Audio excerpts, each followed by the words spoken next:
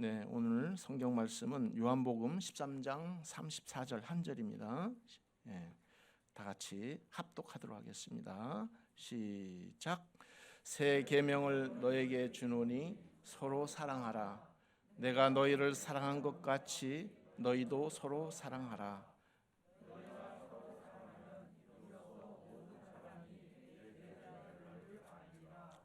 아멘. 오늘 흙과 같은 사랑 두 번째 우리 최서영 장로님께서 귀한 말씀해 주시겠습니다. 말씀 나눌 때 여러분 큰 은혜 받으시기 바랍니다. 예, 그 하시기 전에 우리 동영상 잠깐 보고 시작합니다. And now I give you a new commandment. Love one another.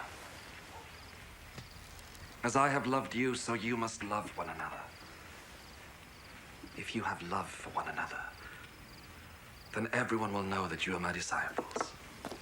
I love you, just as the Father loves me. Remain in my love. If you obey my commands, you will remain in my love, just as I have obeyed my Father's commands, and remain in his love. I have told you this, so that my joy may be in you, and that your joy may be complete. My commandment is this: love one another, just as I love you. The greatest love you can have for your friends is to give your life for them, and you are my friends, if you do what I command you. 너희에게 말하노니 원수를 사랑하라. 너희를 미워하는 사람들을 선대하며 너희를 저주하는 자를 위해 축복하며 너희를 모욕하는 자를 위해 기도하라.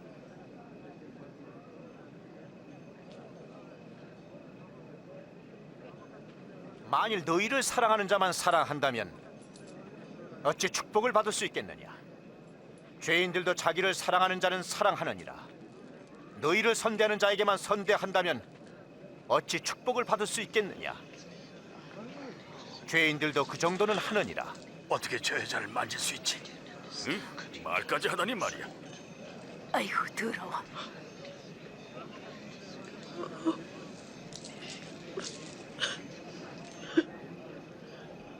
아니다. 너희는 원수를 사랑하고 그들을 선대하며 아무것도 바라지 말고 주어라. 안녕하세요. 반갑습니다. 일주일 동안 바삐 살다가 오늘 이렇게 주일날 다 같이 만나 뵙게 돼서 아주 고맙습니다. 일주일 6일을 일로서 보내고 오늘 주일 이렇게 맞을 때 교회에 나오시면 이것은 하나님께서 함께 하시는 그런 현장이라고 생각한다면 이것은 상당히 거룩한 곳입니다. 모세에게 임하신 떨기나무에서 임하신 하나님께서 여기는 거룩한 곳이니 신발을 벗으라 하셨죠. 항상 이 예배에 임할 때마다 여러분들이 거룩한 마음을 가지고 임하시면 이 자리에 하나님께서 함께 하시고 여러분들 마음 가운데 정말 신령한 것들로 채워주시는 이 시간이 될 거라고 생각을 합니다. 오늘은 이렇게 하나님께서 가장 강조하시는 기독교의 그 핵심 테마라고 할 수 있는 사랑에 대해서 두 번째 시간을 갖도록 하겠습니다. 지난 시간에는 그 아버지 하나님 아버지의 죄에 대한 아주 잔인할 정도의 그 엄격하심을 대해서 나눈 바가 있습니다.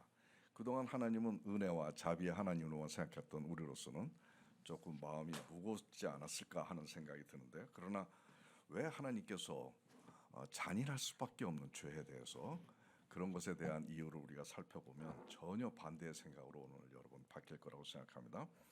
우선 몇 가지만 얘기한다면 하나님 아버지는 우리 죄를 싫어하시는데 그 죄를 대속하시기 위해서 당신 아들을 십자가에 못 박혀 죽이시게 허락하셨습니다. 우리가 그림을 본다면 마치 이런 그림일 수 있을 거라고 생각이 듭니다. 하나님의 진노의 칼, 저번 시간에 들었죠. 하나님은 죄에 대해서 죽음으로 아주 엄격하게 다스리십니다. 그래서 우리가 죽을 수밖에 없는데 그 진노의 칼이 내려지는 순간 예수님께서 대신 죽으시는 그런 것을 하나님께서 허락하셨다는 겁니다. 그다음 두 번째는 우리가 이제 예수님의 대속으로 인해 가지고 구원을 받았지만 아직 여전히 죄를 지을 수가 있습니다. 그래서 이러한 우리가 구속을 받아서 교회도 다니고 또 성경을 읽고 이렇게 하지만 많은 더러운 내면의 것들 우리가 감출 수가 없죠.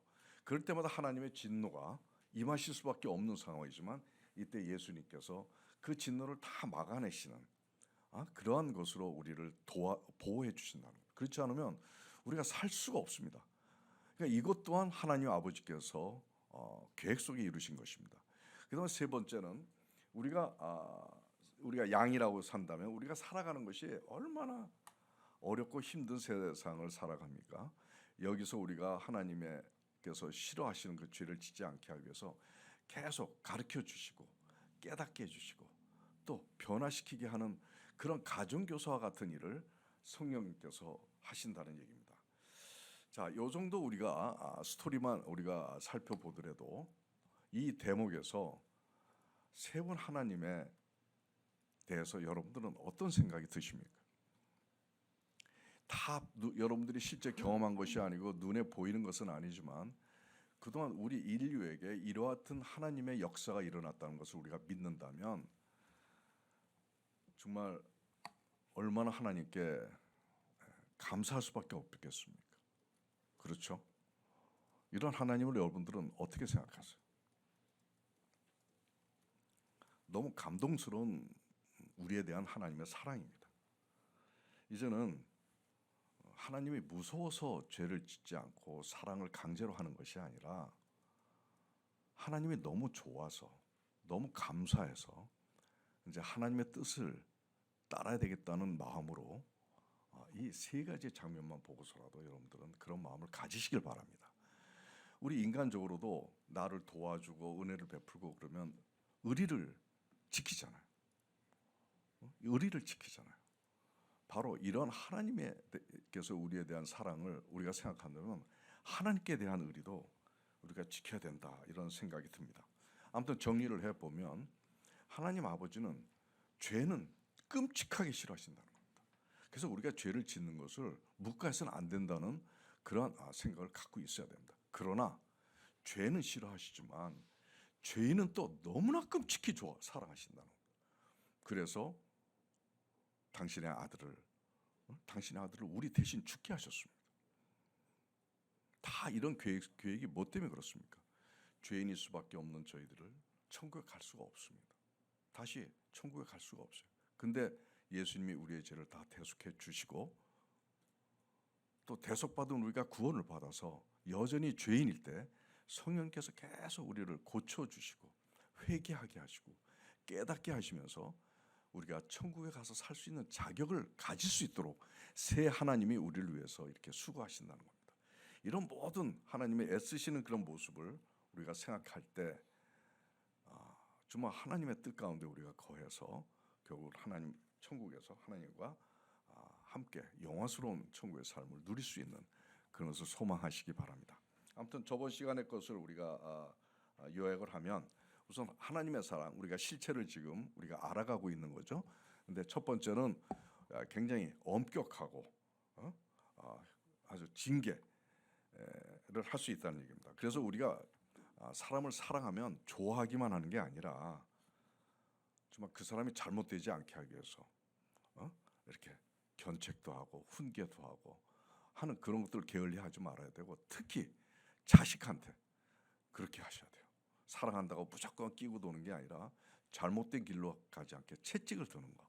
요즘은 참 어린아이 교육이 예전 같지 않아서 조금이라도 채찍 들면 뭐 난리친다고 하는데 이건 하나님의 방식이 아닙니다. 아무튼 그렇게 하면 아이가 잘못되죠. 잘못된 길로 가고 커서 큰 잘못을 저질 수밖에 없는 그런 것으로 간다라고 생각한다면 사랑한다고 해서 무조건 끼고 도는 건 안 되는 것이죠. 그 다음에 두 번째는 이제 헌신과 희생, 긍휼의 은혜 이런 것들이 하나님의 사랑의 한 부분이다. 우리가 은혜와 헌신과 그것만이 아니라 사랑 안에는 징계와 그다음 견책과 엄격함이 있다는 것도 우리가 같이 알아야 되겠습니다. 자, 이제 내가 가끔 이런 얘기를 합니다. 제가 이 사랑 얘기의 본질적인 얘기를 하는 이유는 뭐냐면, 여러분도 한번 기억날지 모르겠는데 한 30여 년 전쯤에 그 웰빙이라고 하는 그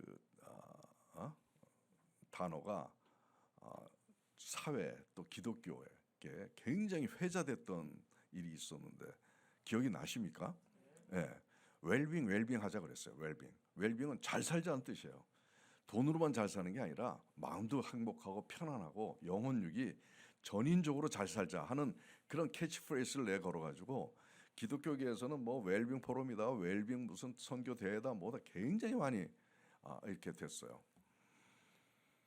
근데 웰빙이 됐습니까? 저도 웰빙 포럼을 설립했던 사람입니다. 그래서 신학자들하고 같이 이렇게 노력했던 기억이 나는데,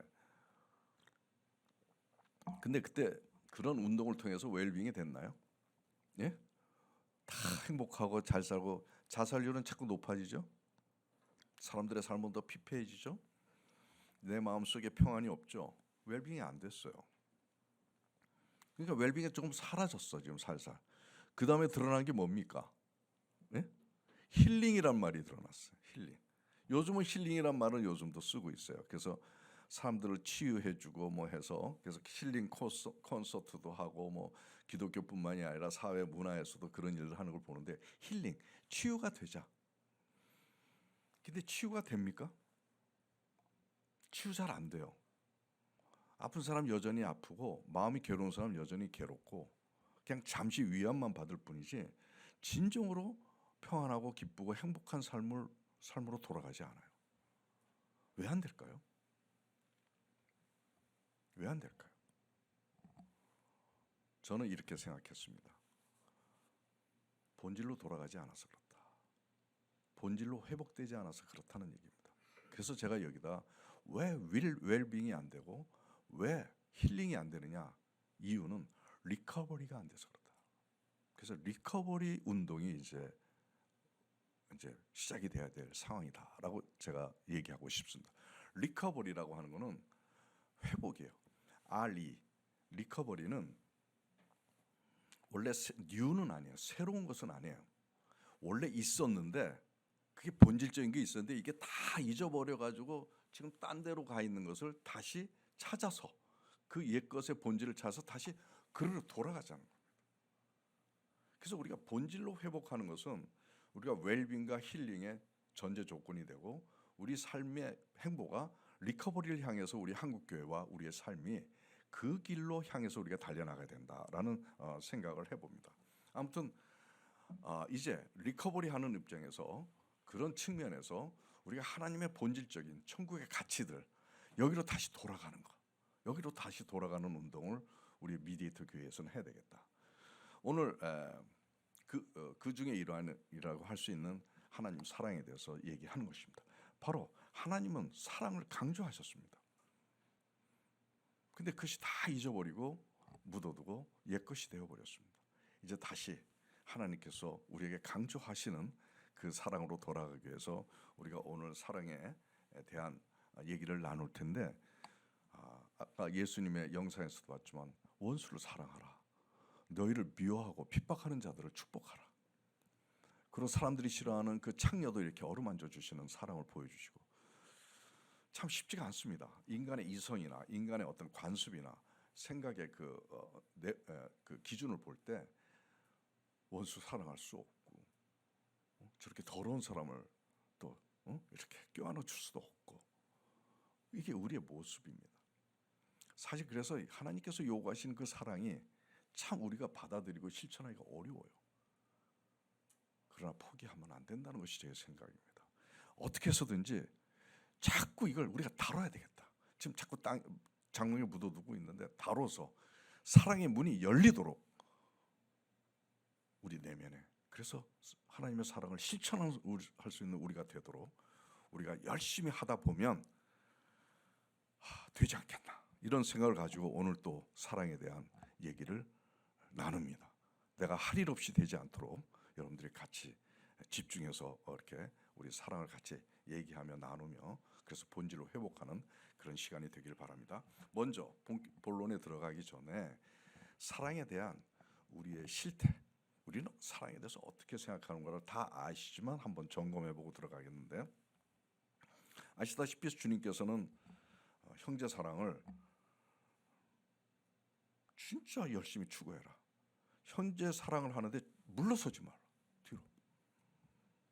그리고 이 기독교 교리에서 사랑을 빼지 말라. 그렇게 당부하셨습니다. 근데 우리들은 하나님 사랑, 원수를 사랑하라, 내 이웃을 내 몸과 사랑, 이런 너무 어려우니까 어려워서 실천하고 그러니까 제쳐뒀어요. 여기에 칼빈 선생님께서 말씀을 하십니다. 뭐라고 말씀하시냐면, 영어로 먼저 한번 얘기 나오면, 이게 보면 Satan suggests many things for the purpose of occupying their attention. 사탄은 우리의 주의, attention, 우리의 그 주의를 이렇게 뭔가 채울 목적으로 여러 가지 다른 일들을 많이 우리에게 제시한다는 겁니다. 그리고 thus they in vain attempt to mock God. 그래가지고 그들이 쓸데없이 하나님을 조롱하면서 하는데, 그들은 결국 그 시도가 쓸데없이 그러면서 deceive themselves, 스스로 속이는 자가 된다는 얘기입니다. 이것은 무엇을 의미하냐면, 우리가 사랑이라고 하는 것을 제쳐두고 자꾸 다른 일을 한다는 것을 칼빈 선생님은 지적하시는 거예요. 근데 이 사랑이 어려우니까 이렇게 자꾸 빼내요. 아마 제가 지금 강조하는 것도 여러분들이 마음속에 두지 않고 그냥 좋은 얘기다라고 치부할 수도 있어요. 그거 사탄이 하는 일이라는 겁니다. 이 칼빈 선생님은. 사탄이 우리가 사랑에 대한 집중을 하지 않고 자꾸 다른 일, 지엽적인 일, 다른 그 본질이 아닌 것들을 가지고 신앙생활하고 교회 다니고 하는 게, 사탄이 이걸 이용해 가지고 자꾸 이렇게 하는 게 진짜 신앙생활이야, 이렇게 하는 게 진짜 신앙생활이야, 이런 식으로 자꾸 다른 many things 우리에게 제안한다는 거예요. 그럼 우리가 그것이 신앙인 것이냐 착각하고, 그것이 신앙의 본질이냐 착각을 했는데, 이것이 사탄에 넘어가는 겁니다. 그러면서 사탄은 하나님을 조롱하는 겁니다. 봤죠? 사탄은 자꾸 우리와 하나님하고 멀어지게 해요. 예수님께서는 우리와 하나님을 가깝게 하려고 십자가에 대신해서 돌아가셨는데, 사탄은 자꾸 다른데 우리의 눈을 다른데 돌려가지고 하나님하고 멀어지게 하면서 결국은 원수되게 만든다는 얘기죠. 우리가 신앙생활하면서 다른 여러 가지 일들을 열심히 하면서 하나님께서 강조하신 사랑을 안 한다면 바로 사탄한테 우리가 넘어가는 꼴이 되고 우리 스스로를 속이는 자들이 된다라고 얘기하는 겁니다. 우리가 신앙생활 열심히 해서 나는 천국 갈 거야, 저 사람 정말 경건한 사람이야, 대단한 장로야, 저 사람 훌륭한 목사야, 저 사람 진짜 하나님 잘 믿어, 스스로 속인다는 겁니다. 실제는 안 그렇다는 얘기죠. 그래서 우리가 사랑에 집중해야 될 이유가 여기에 있는 것입니다. 그 다음에 두 번째는, 하나님은 사랑을 계명이라고 하셨어요. 이건 무슨 뜻입니까? 해도 되고 안 해도 되는 그런 게 아니라는 얘기예요. 우리가 신호등을 지키듯이 신호등 안 지키면 우리가 죽을 수가 있잖아요. 사랑을 안 지키면 죽을 수 있다는 것입니다. 그래서 계명 차원에서 해도 되고 안 해도 되는 선택사항이 아니고 반드시 해야 된다는 것입니다. 근데 우리는 사랑을 계명 차원에서 생각 안 하고 좀 감정 차원에서, 정서 차원에서 생각을 해요. 이 또한 사탄의 계략이에요. 그래서 우리가 사랑이 많으신 하나님이라고 표현을 합니다. 그래서 뭔가 잘 해주시겠지, 우리가 못해도 계속 사랑을 부어주시겠지라고 얘기하는데, 하나님은 사랑이시다는 말하고 하나님은 사랑이 많으시다는 거하고 달라요. 하나님은 사랑이시다고 하는 그 행간의 그 의미는 굉장히 엄격함이 있고 죄에 대한 잔인함이 있고 용서하지 않음이 있는 거예요.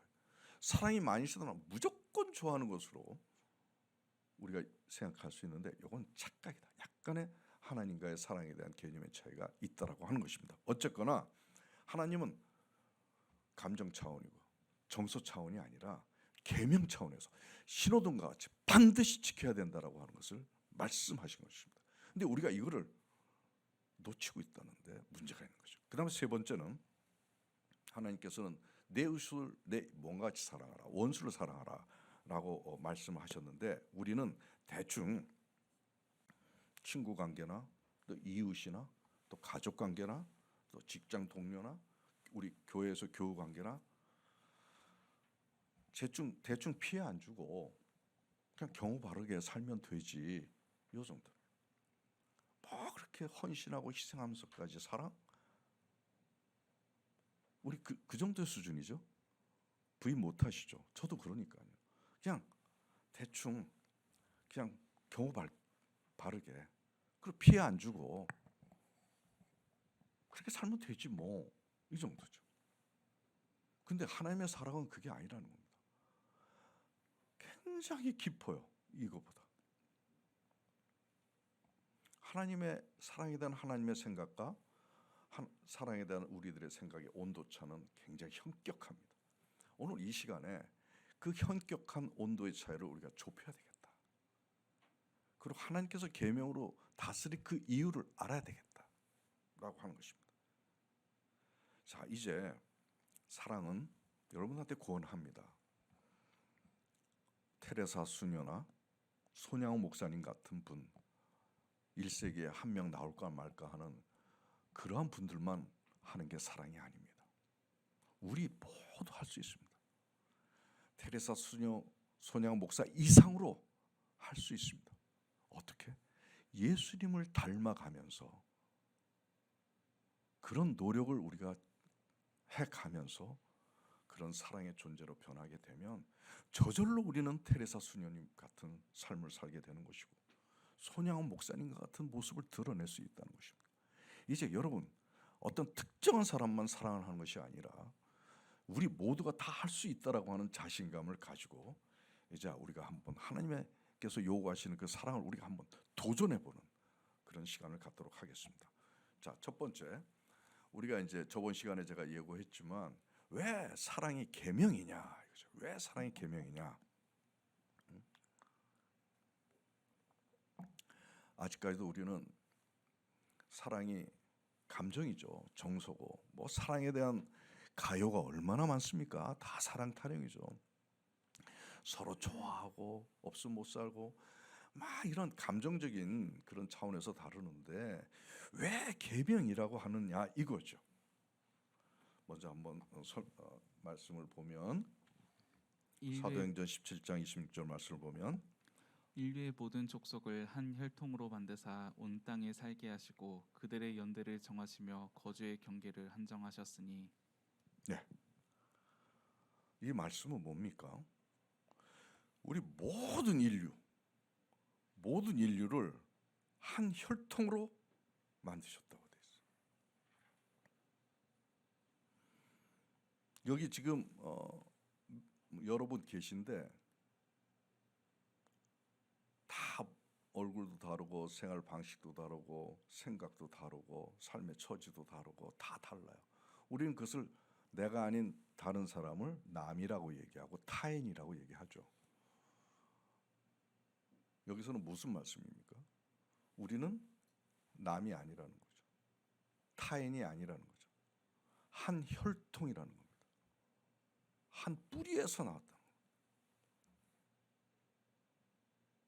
이것은 창조 당시 하나님께서 그렇게 만드셨기 때문에 창조 법칙이고 그래서 계명인 것입니다.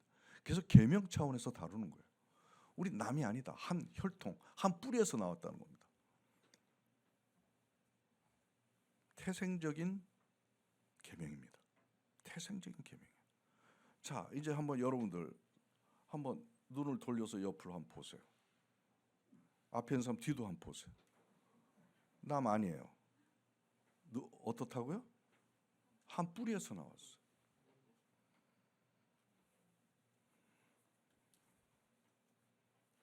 좀 기분 나빴던 사람이 있습니까? 여러분 한 뿌리에서 나온 분들이에요. 그래서 사랑을 해야 된다는 겁니다. 그래서 이제 여러분들이 다른 사람을 볼 때 한 혈통이다라는 생각을 갖는 거, 이게 사랑의 시작점입니다. 아프리카 사람이 이르기까지 모든 인류에 그리고 더럽고 노숙자까지도 저 내 혈통이네, 내 핏줄이네, 한 뿌리 의식을 갖는 거예요. 아시겠죠? 네, 바로 이러한 생각이 하나님께서 요구하시는 인간을 만드신 그 하나님이 왜 계명이라고 하셨는지에 대한 이유의 하나인 것입니다. 우리는 다 나만을 살고 남을 죽이려고 살지만 그게 아니었던 거예요. 나였던 거예요. 우리 희용 형제가 최소영이었던 거예요. 같은 혈통이었던 거예요. 그래서 우리는 서로 사랑할 수 있는 태생적 조건을 갖고 있다. 그래서 계명이라고 할 수가 있다. 그 다음에 또 한 말씀을 보면 사도행전 17장 32절을 보면 그들이 죽은 자의 부활을 이거 듣고 복구예요. 어떤 사람은 조롱도 하고 어떤 사람은 이 일에 대하여 내 말을 다시 듣겠다 하니 이게 무슨 뜻입니까? 부활에 대해서 누군가 얘기했습니다. 이제 죽으면 죽는 게 아니라 다시 부활해서 천국에 가든 지옥에 가든 우리는 다시 살아서 어디엔가 간다라고 하는 부활의 개념을 누군가 얘기했는데, 어떤 사람은 그게 무슨 말도 안 되는 소리야, 거짓말이라고 조롱을 하는 사람이 있고, 또 어떤 사람은 진짜야? 그래? 하고 관심을 갖고 있는 사람이 있다라고 하는 것입니다. 예수님께서는 왜 우리가 사랑을 해야 되는지에 대한 계명적 차원에서 다룬 것을 이런 종말론적인 시각에서 우리에게 설명을 하십니다. 우리가 다 같은 혈통에 다 이렇게 속해 있는, 거기서 뿌리를 내려서 우리가 자란 우리들이지만은 어떤 이들은 이 부활을 믿지 않는 사람이 있고, 어떤 이들은 우리가 죽어서 이후의 삶을 생각하는 사람이 그렇게 나뉜다는 것입니다. 그래서 전자의 경우에는 전자의 경우와 후자의 경우가 결국은 죽음 이후에 나뉜다고 말씀하시는 겁니다. 그런데 하나님 안에서 구원받은 자들은 마침내 천국에서 하나님 앞에서 함께 사는 사람들이 된다라고 얘기하시는 겁니다. 결국 뭡니까? 우리는 나중에 천국에서 함께하는 그런 영원한 기업의 동지라고 하는 뜻입니다. 동지라고. 이제 좀 있으면 다 각기 살았지만 하나님 앞에서 함께 사는 그런 우리가 된다는 것입니다. 이제 다시 한번 옆을 보시기 바랍니다. 아까 봤던 옆 사람을 다시 보세요. 아까는 한 뿌리에서 나온 사람이라고, 한 혈통이라고 여러분들 생각을 했죠. 이제는 좀 있으면 한 뿌리로 다시 돌아갑니다. 한 뿌리로 돌아가서 우리 함께 삽니다. 이렇게 되는 거예요. 우리는 한 뿌리에서 나왔고 우리는 또 한 뿌리로 돌아가서 하나님 앞에서 천국에서 함께 산다. 그러니까 여러분들은 동지 인생, 영적인 동지 인생. 이러니 형제 사랑이 계명보다 훨씬 차원 높은 그런 계명인 것이죠. 이제 여러분들 서로 생각할 때 천국에서 또 만나요, 이런 말이 나올 수가 있어야 되고요. 그래서 좀 이따 미디에이터 우리 인사할 때 우리는 한 뿌리에서 나왔고 한 혈통입니다라는 인사들을 합시다. 우리 신만재 집사님. 네.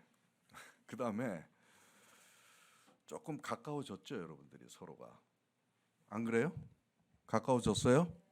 네. 여러분들은 이제 남을 보는 시각이 달라진 거예요. 남을 남이라 여기지 않고 타인을 타인이라고 여기지 않고 나와 한 뿌리에서 태어난 한 혈통이다, 핏줄이다, 또 나중에 가서 같이 만날 거다 하는 그러한 혈통과 동지의 개념에서 여러분들 이제 서로 대하게 되고, 그래서 얼굴 붉힐 일 없고 서로 사랑할 일만 남게 되는 그런 관계로 변화되는 것입니다.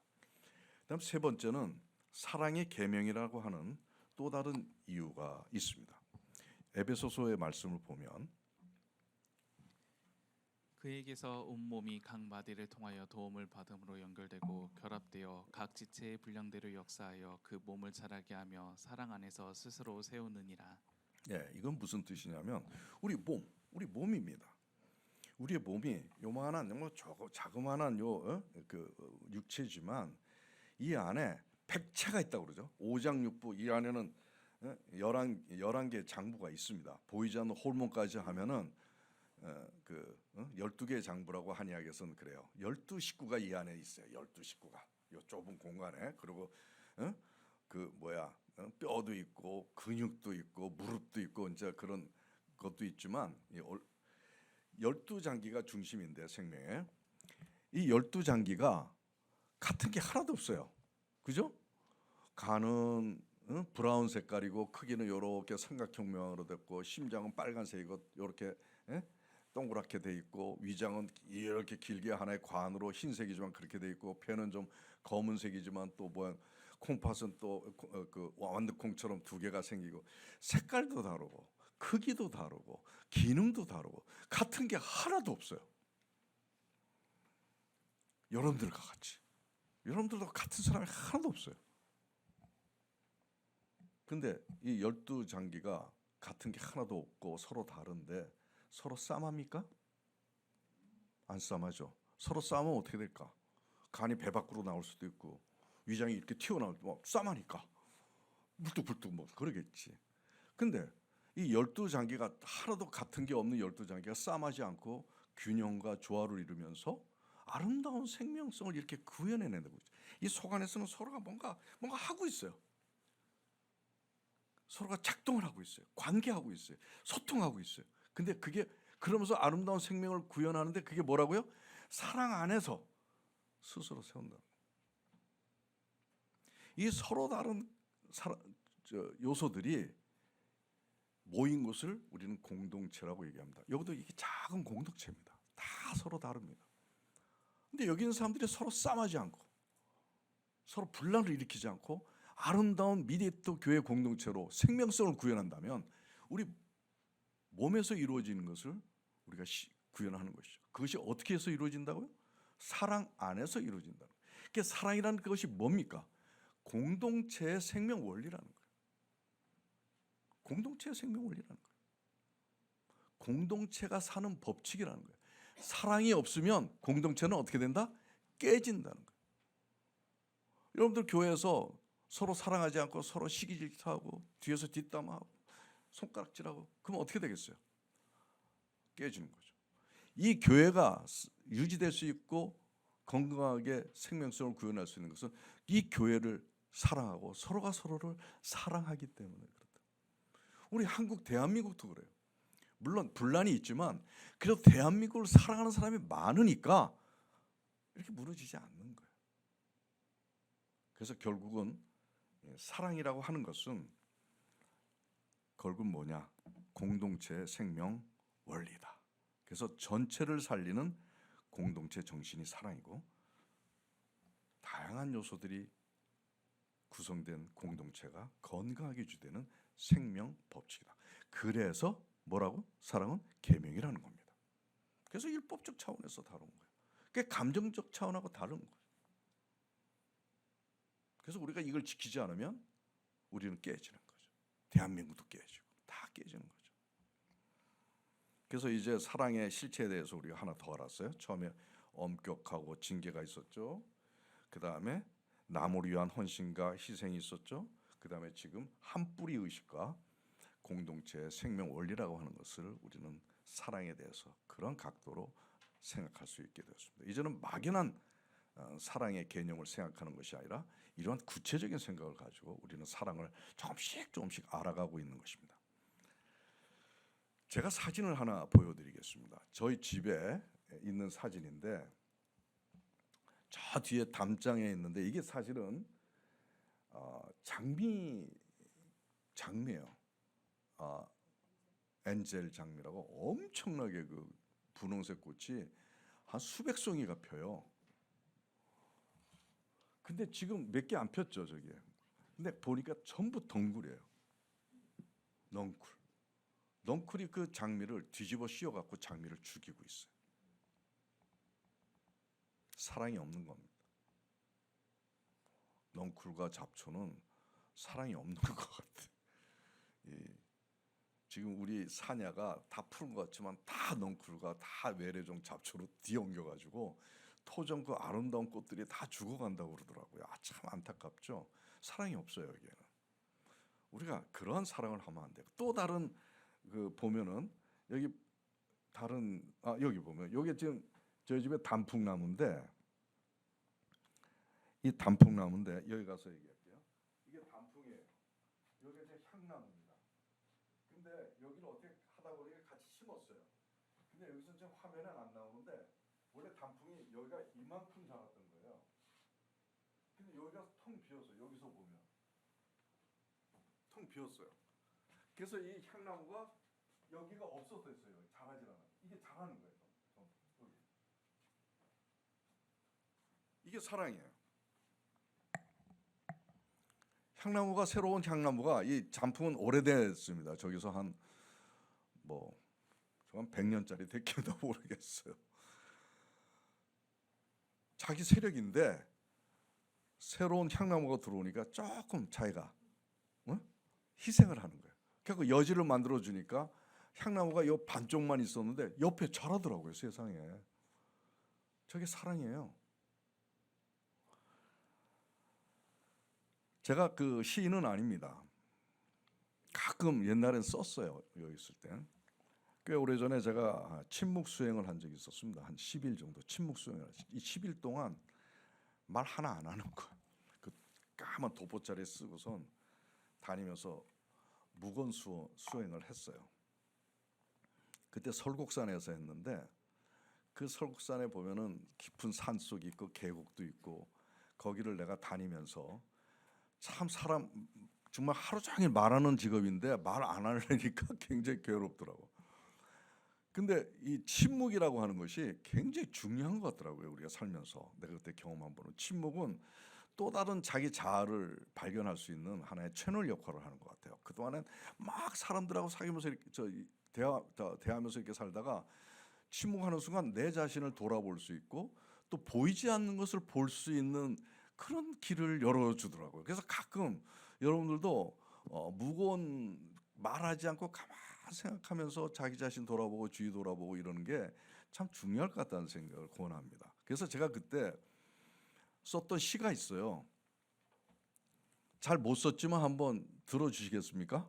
한번 제가 말하면은 좀 뚝뚝하니까 우리 이길라 권사님이 좀 대신 좀 긴데요. 계곡 사이를 유이 흐르는 맑은 시냇물 위에 내 몸을 던져본다.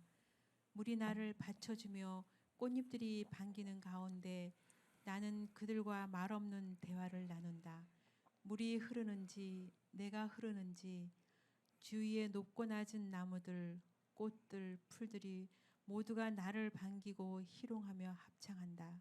아무도 미움의 마음이 없다. 내가 자연이 되어서 이들의 삶을 느낀다. 이들은 도대체 이기심이 없고 질투와 시기도 없으며 내세우지도 않는다. 이것으로 자연을 이루고 생명을 구하는가 보다. 따스한 햇살을 반색하다가도 휘몰아치는 바람에도 뭐라 안 한다. 그저 묵묵히 견딜 뿐 이리 치이고 저리 치이고. 하나님은 우리에게 자연을 다스리라고 하셨는데 이제는 자연을 배우라 하신다. 겸손과 화해, 일치의 마음을 그리고 그들의 자연스러움을. 그래도 하나님은 우리에게 자연을 다스리라고 하신다. 우리에게 다스림의 주권을 주신 창조주의 뜻을 되새겨본다. 자연 속에서 나의 마음을 그리고 자세를 굳혀본다. 그리고 하나님의 말씀대로 이 땅에서 내가 할 일을 생각해본다. 거짓되고 변질된 우리에게 하나님께서 원하시는 것은 무엇인가? 다스림의 자리로 이끌면서 속삭이는 하나님의 마음을 읽어본다. 그동안 파괴와 상책에만 일삼던 우리 아니던가? 아직 손엔 칼과 창이 그리고 피가 얼룩진 채 하나님의 손을 붙잡는다. 아버지 얼굴에는 우리의 아름답고 순전한 원래의 모습으로 돌아가기를 애타하심이 역력하다. 나는 자연의 마음이 되어 하나님의 마음을 심는다. 치유와 회복, 이는 하나님의 뜻이고 이제 나의 뜻이 된다. 새 하늘과 새 땅, 그동안 손상된 이 땅의 모든 것들 위에 하나님의 생명을 뿌려준다. 사랑으로, 용서로, 긍휼로. 네. 그때 제가 침묵 수양을 하면서 그 계곡과 산 속에서 있으면서 자연을 보면서 그 자연 속의 그 사랑을 제가 느꼈던 것 같아요. 그래가지고 제가 이 글을 쓰게 됐는데 오늘 제가 처음으로 소개하는 것 같습니다. 제가 좀 부끄러워서 내놓지 않다가 제가 오늘 사랑에 대해서 얘기하면서 제 소견을 시로서 표현한 걸 내놨는데, 아무튼 우리의 그 자연에서 우리의 모습을 한번 이렇게 되찾아가는 건 참 중요한 것 같아요. 그래서 너무 세상의 일에만 몰두하지 말고 자연에서도 한번 저 나무들도 보고 꽃도 보면서 거기서 사랑을 배우는 거 참 좋을 것 같다는 생각을 해봅니다. 자, 이제 사랑이 계명이라고 하는 것에 대한 이유 물론 더 있겠지만 제가 찾아낸 것은 요 정도라고 생각이 들어요. 그래서 일단 왜 계명이 됐느냐, 왜 지키지 않으면 안 되느냐에 대한 하나님의 이유를 우리가 잠깐 살펴봤고요. 그다음에 또 그 다음에는 계명인데 왜 제1의 계명이라고 하느냐는 거예요. 왜 최고의 계명이라고 얘기하느냐라고 하는 것이에요. 한번 성경 말씀을 한번 보겠습니다. 이게 마가복음이죠. 마가복음 12장 28절. 서기관 중 한 사람이 그들이 변론하는 것을 듣고 예수께서 잘 대답하신 줄을 알고 나와 묻되 모든 계명 중에 첫째가 무엇이니까? 예수께서 대답하시되 첫째는 이것이니 이스라엘아 들으라. 주 곧 너희 하나님을 힘을 다하여 주 너희 하나님을 사랑하라 하신 것이요, 둘째는 이것이니 내 이웃을 내 자신과 같이 사랑하라 하신 것이니 이보다 더 큰 계명이 없느니라. 네. 왜 이런 말씀이 있었냐면요. 그 모세율법에는 613가지의 그 계명이 있었답니다. 그 규율이. 근데 365개는 긍정적인 거고 뭐 하라 하라 하라. 248개는 부정적인 거. 뭐 하지 마라 하지 마라. 이런 게 613개가 있었는데 서기관들이 이 중에서 어떤 게 더 중요하고 어떤 게 덜 중요하고 뭐 이런 그거를 그러니까 생각을 많이 했었나 봐요. 쓸데없이. 근데 그러면서 이제 예수님한테 물어본 거예요. 어떤 게 가장 크냐 이거죠. 어떤 계명이 제일 크냐. 그랬더니 예수님의 대답은 어떤 계명이 제일 커라고 얘기 안 하고 어떤 것이 크고 작고 이런데 말씀 안 하시고 전체 율법을 대표하는 가장 중요한 계명을 말씀하신 거예요. 그게 바로 하나님을 사랑하라. 그리고 내 이웃을 사랑하라는 거예요. 두 가지를. 이 두 가지 계명이 613개의 계명 어떤 것보다 제일 크고 이 계명만 지키면 613가지는 그냥 그대로 지킨다는 거예요. 그래서 사랑이라는 것이 우리가 하나님의 사랑을 우리가 체득해서 실천하면 죄를 짓고 싶어도 죄를 안 짓나 봐요. 초월하는 사람이 되는 거예요. 그래서 사랑의 모든 계명과 그것에 뛰어난 그런 생명의 계명이다라는 걸 알 수가 있어요. 사실 사회에서 보면 법 잘 지키고 뭐 잘 지키는 사람을 좋아하잖아요. 근데 그 사람의 사랑이 없으면 아무것도 아닌 거예요. 사랑 하나만 있으면 법 안 지켜도 그냥 저절로 법 지켜진다는 뜻이죠.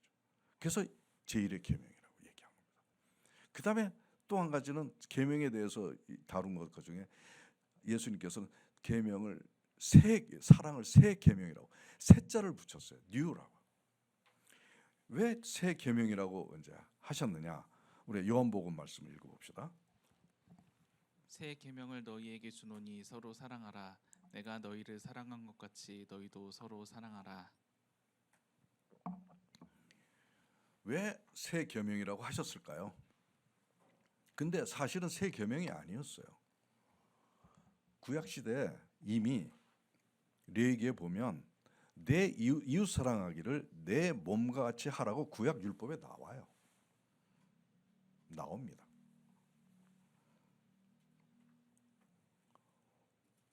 근데 이스라엘 백성이 안 지킨 거예요. 처음엔 잘 지켰어. 처음엔 잘 지켰어요. 이것도. 근데 슬슬 가면서 내 이웃을 내 몸과 같이 사랑하라고 하는 말을 안 지켰어. 마치 우리처럼 안 지켰어. 그래서 어떻게 됐어요? 어떻게 됐습니까? 심판받았습니다. 지옥 갔습니다. 보셨죠? 성경에 나옵니다. 어떤 사람이 강도 맞아가지고 길거리에서 쓰러집니다. 다 털리고. 근데 그때 누가 지나가냐? 제사장이 지나갑니다. 제사장이면 율법을 통달한 사람이에요. 그냥 지나갑니다. 안 도와줘요. 그 다음에 또 누가 지나갑니까? 레위인이 지나갑니다. 이 사람들은 율법에 능통한 사람들이에요. 그냥 지나갑니다. 근데 사마리아인이라고 하는 이스라엘 이방인이 그 사람을 도와줍니다. 다 걷어주고 돈도 주고 그 사람을 어디 여관에 가서 밥도 먹이고 치료비도 주고 모자라면 더 주겠다 그렇게 합니다. 하나님은 이걸 사랑이라고 얘기하는 겁니다. 아무리 여기서 우리가 알게 되는 경우는 율법이나 교회 규칙을 잘 지켜도 사랑을 안 할 수가 있다는 겁니다. 왜 이런 일이 일어나느냐? 분명히 형제 사랑하라고 구약 시대에서도 율법이 나왔는데 이게 지금 지키기 어려워지니까 내가 서두에도 말씀드렸지만 많은 다른 교리들, 지역적인 요소에 의해서 형제 사랑이라는 율법을 방해를 받아가지고 묻어두는 거기 때문에 그렇습니다.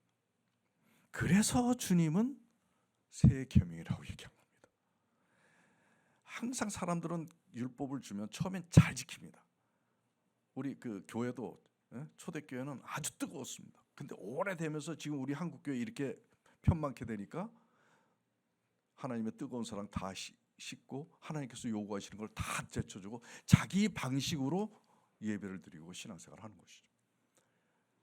그래서 다시 항상 새로운 것으로 부여받은 것처럼 항상 기억하고 지켜라, 실천하라는 겁니다. 칼빈은 여기서 이런 얘기합니다. 새 계명을 주신 이유는 항상 연구하고 가장 중요한 묵상이 되도록 항상 형제 사랑에 대해서 생각하고 연구하고 묵상하라는 뜻으로 말씀하십니다. 바로 새 계명이라고 구태여 얘기한 것은 예전에 원래 있었지만 잊어먹었기 때문에 이것을 다시 새로운 마음으로 임하라고 하는 뜻에서 새 자를 붙이신 거라 이렇게 보면 되겠습니다. 그리고 새 계명은 원래 또 한 거는 원래 그 십계명에는 네 번째 보면 안식일 기억하여 거룩히 지키라는 그 계명이 있어요.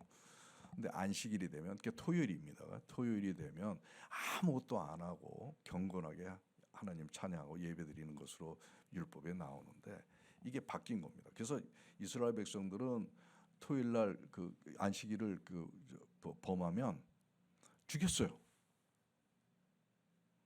근데 이것이 바뀐 겁니다. 그래서 새 계명이 되는 거예요. 그래서 이스라엘 백성들은 창조에 맞춰서 토요일을 했지만 신약 시대에는 부활에 맞춰서 이렇게 일요일 날 주일로 해서 이렇게 예배를 드리게 된 것이라고 보시면 돼요. 이게 바뀐 거죠. 그래서 이것도 하나의 새 계명의 모습이다 이렇게 볼 수가 있겠습니다. 자, 이제 끝으로 사랑의 또 다른 개념을 잠깐 설명을 할 텐데요. 이거 참 재밌습니다. 한번 베드로 후서를 한번 보도록 하겠습니다. 다 같이 한번 읽어볼까요? 이거는 그러므로 너희가 더욱 힘써 너희 믿음의 덕의 지식을, 지식의 절제를, 절제의 인내를, 인내의 경건을, 경건의 형제 우애를, 형제 우애의 사랑을 더하라. 네, 여기 보면 세 번째 줄에 경건이라는 게 나와요. 경건이라는 거는 가끔 전에 제가 얘기했잖아요. 이게 해탈한 겁니다. 이 불교에서 보면 가장 아주 최고의 신앙인의 모습이에요. 경건이라는 거는 이게 성화가 됐다는 뜻이에요. 성화가 됐다는 뜻.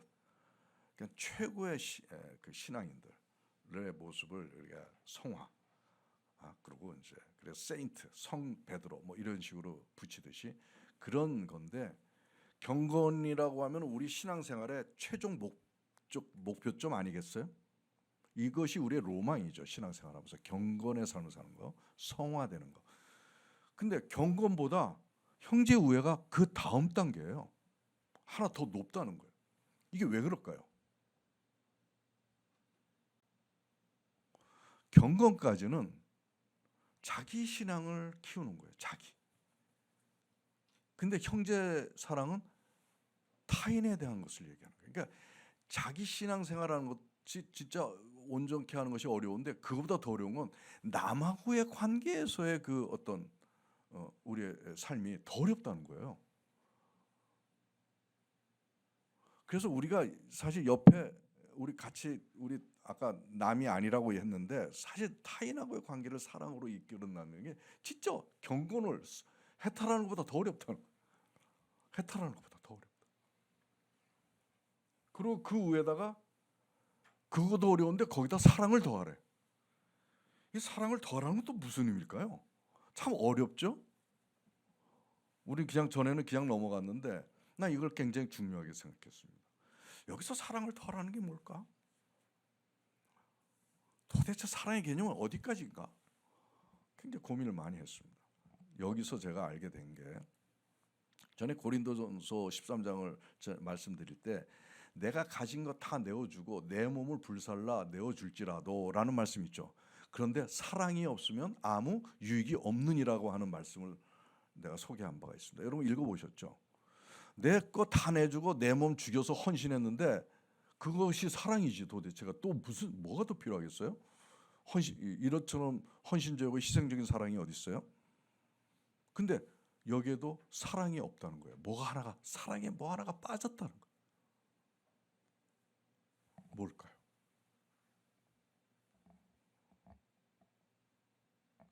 그게 바로 변화입니다. 우리가 남을 사랑하면 나의 것 희생하고 도와주고 다 하는 거 왜 그걸로 끝나지 말라는 거예요. 사랑을 더하라는 건데, 그게 뭐냐? 그 사람을 살리라는 거예요. 죽음에서 생명으로, 사탄에서 하나님으로, 어둠에서 빛으로, 그 사람을 그렇게 밖으로 변화시키는데 노력하는 것까지가 사랑인 거예요. 어렵죠. 그러니까 새 생명으로의 변화를 이끌어내는 것까지 사랑이다. 이렇게 역동적이에요. 사랑은 변화를 추구하는 거. 이것이 바로 우리가 헌신과 배려 정도를 뛰어넘는 생명과 진리의 변화를 이끌어내라는 하나님의 사랑의 핵심인 것입니다. 그래서 사랑에는 역동성이 있다. 변화시킨다는 거죠. 우리가 거기까지 해야 되는 거예요. 그래서 누구를 전도하더라도 그냥 교회 나오는 것을 끝나지 않고 그 사람이 하나님 안에서 새 사람이 되어서 새 생명을 입고 진리에 거하고 그리고 천국에 갈 수 있도록까지 끌고 가자는 거예요. 그냥 계속 그러니까 기도해주고 그 사람 위해서 배려해. 그게 사랑이라는 겁니다. 그래서 그 사랑을 더하라 이렇게 나오는 것입니다. 자, 이제 여러분 2주에 걸쳐서 이제 사랑에 대한 실체 개념을 우리가 좀 살펴본 겁니다. 그래서 요약을 한다면은 하나님의 사랑은 이렇게 우리가 요약할 수 있어요. 이 사랑 안에는 사랑만이 아니라 원격 징계도 있고 남을 위한 헌신과 희생도 있고 한 뿌리 의식과 공동체 생명 법칙이라는 의미도 있고 그다음 빛과 생명으로 변화시키는 것까지 우리는 사랑으로 생각을 할 수 있다는 겁니다. 이제 조금씩 우리가 하나님의 사랑을 알아가고 있습니다. 하나님의 사랑을 알아가고 있습니다. 우리가 완전할 수는 없습니다. 그렇지만 이런 생각을 지금 제가 2주에 걸쳐서 얘기한 사랑에 대한 실체 개념에 대한 생각을 항상 하시고 항상 새로움을 가지고 오늘 아침에 그렇게 했으면 내일 아침에도 형제 사랑, 이웃 사랑, 남을 위한 생각들을 항상 하고 새로움을 가지고 그렇게 노력을 한다면 노력을 한다면 하나님께서 가장 기뻐하시는 우리가 된다. 어느 정도로 되느냐? 우리가 이 말씀을 우리가 다 같이 읽고 오늘 사랑에 대한 설교를 마치도록 하겠습니다. 그리고 이 말씀을 읽은 다음에 오늘 들은 내용을 가지고 마음에 결단하는 한 30초 정도 기도하고 마치도록 하겠습니다. 네. 그의 계명은 이것이니 곧 그 아들 예수 그리스도의 이름을 믿고 그가 우리에게 주신 계명대로 서로 사랑할 것이니라. 그의 계명을 지키는 자는 주 안에 거하고 주는 그의 안에 거하시나니 우리에게 주신 성령으로 말미암아 그가 우리 안에 거하시는 줄을 우리가 아느니라. 네. 이 말씀의 결론은 이겁니다. 우리가 이 어렵지만 이 사랑을 마음에 품고 우리가 노력을 한다면 끝에 가서는 어떻게 된다고요? 주는 그의 계명을 지키는 자는, 사랑을 하는 자는 주 안에 거하고 주는 그 안에 거한다. 그래서 하나님과 하나가 되는 놀라운 경지와 축복을 누리게 됩니다. 하나님은 이거 원하시는 거예요. 지금 잘 알아두세요. 그냥 교회 나와서 예배드리고 이걸로 끝나지 말고 나처럼 되라, 나랑 하나가 되자라는 것을 원하시는 거예요. 지금 하나가 되자는 거예요. 하나님하고 엄청난 그 축복의 예언을 사랑을 통해서 우리가 부여잡습니다. 오늘 제가 이 사랑에 대해서 강조하는 것은 그 당시 사랑에 대해서 장롱에 묻어뒀지만 이제 꺼내놨다는 거 하나, 우리 한번 해보자는 거 하나, 그리고 한번 할 수 있다는 거 하나, 이런 생각을 가지시고 우리가 결단 기도를 하도록 하겠습니다. 하나님, 오늘 무지한 저희들에게 정말 미움과 분노와 상처로만 있었던 저희들에게 하나님의 사랑의 실체를 가르쳐 주셨습니다. 이제 이것을 붙잡습니다. 자격이 없지만 또 할 수 있는 능력도 없지만 성령님 도와주셔서 저희 내면에, 저희 삶에 하나님께서 요구하시는 그 사랑을 알고 실천할 수 있도록 저희들을 인도하여 주시옵소서. 그래서 저희들이 이 땅에 살면서 정말 주님의 사랑을 실천할 때 저희 때문에 많은 사람들이 하나님을 바라보는 것 같이 빛의 일꾼이 되게 하시고 복의 근원이 되게 저희들을 사용하여 주시옵소서. 오늘 미디에이터 교회 우리 형제 자매들 오늘 사랑에 대해서 얘기 나누었습니다. 이제 이것을 땅에 묻어두고 버리지 말고 정말 이것을 삶에 붙잡고 하나님 기뻐하시는 그 사랑의 존재가 될 수 있도록 인도하여 주시옵소서. 그래서 저희들이 항상 서로를 볼 때 남이 아니고 우리는 한 형제요, 한 핏줄임을 다시 한번 환기하면서 정말 다른 사람을 볼 때 이제 사랑의 마음으로 대할 수 있는 마음으로 변화시켜 주시옵소서. 이 모든 말씀 우리 주 예수 그리스도 이름 받들어 간절히 기도드리옵나이다. 아멘.